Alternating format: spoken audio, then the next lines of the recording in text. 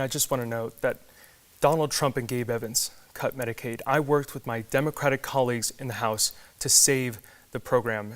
What happened was that Shannon Byrd abandoned her constituents and quit the legislature instead of fighting back, which is good news and bad news, because good news means that she can't keep voting with ICE in the state legislature. Bad news is now she's trying to do that in Congress. So, Ms. Byrd, I want to ask you about that, and you'll have a moment to respond here. So, okay. Your campaign is running an ad that, again, as you just did here, said that Mr. Rutinel cut Medicaid, and that was actually his vote for the state budget, which was the Democrats' plan to balance the state budget this year. Right, this is going to be a tough vote in a budget-cutting year. You didn't have to take that vote, of course, because you left to focus on your campaign for Congress. So, a short answer, please. If you had been there, would you have voted in the same way that Mr. Rutinel did for that state budget? No, I would have not voted to cut Medicaid. You would have been one of two Democrats. The only other Democrat was the most conservative Democrat in the state legislature to vote against that Democrat plan to balance the budget. So another short answer, please. As the former vice chair, of the Joint Budget Committee that writes the budget, has in past years, the mess that the state of Colorado is in today, is any of that attributable to the decisions that you made? No. Colorado has a unique tax code, but I want to come back to something. With respect to balancing the state budget, what should have happened is if a no vote, we should not have cut Medicaid. I would not have done that. And what we should have done is at the very least tapped additional funds from our state's rainy day fund.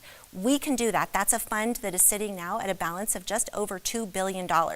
And anyone who has spent any time in Colorado's 8th congressional district knows that 52% of Colorado's 8th kids uses Medicaid to see the doctor. 1 in 4 families depends upon Medicaid. So no, we needed to tap that reserve and not take it all the way down. Democrats did tap it. You would have taken even more money out of the state's reserves. Yes. And do you think that would be a wise decision in the current economy? I do. I believe that we could have taken the reserve down to 10%. Our previous statutory requirement was 15%.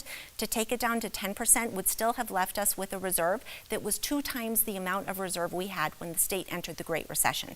So that would be a cushion, and it would give Colorado and our voters 1 more year to figure this out, because Medicaid and access to health care is a life and death decision for people.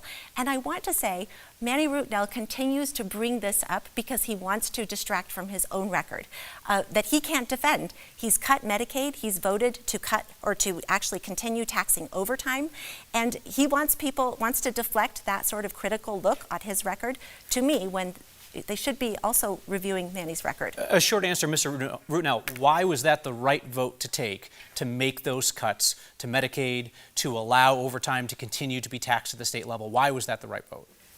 Look, saving Medicaid was deeply personal for me. I started being on Medicaid at around 10 years old.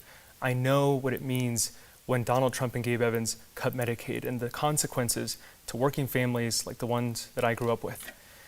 We need to make sure that we completely bring back the Medicaid cuts that Donald Trump and Gabe Evans have inflicted on the working people of this district. And what I did was work with my Democratic colleagues.